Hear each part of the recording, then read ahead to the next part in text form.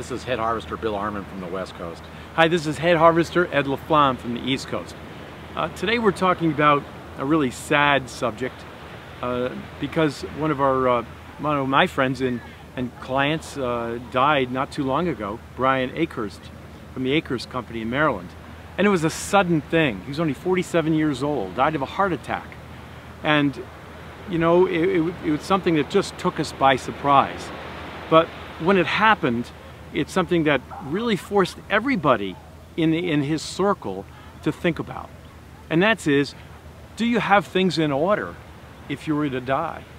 Are things in order today if you were not going to be here tomorrow? So let's point out just a couple things here. We have like 4 or 5 things that are pretty foundational part of this.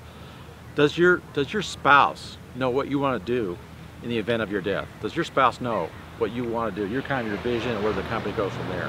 Do you have a will and a living trust?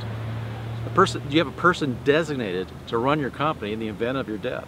Designated person before your death. Do you have adequate life insurance so your business will continue to operate without you?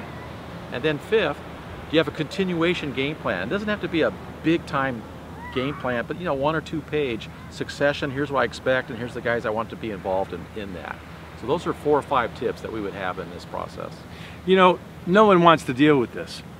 Everybody wants to think we're going to be here forever, but that's not what happens, is it?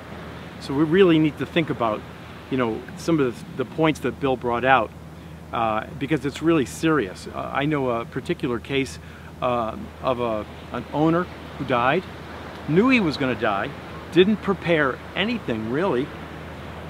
His wife took over the company. The wife had a legitimate offer on the table to sell the company, but she wanted to continue to run it, but really didn't know how to.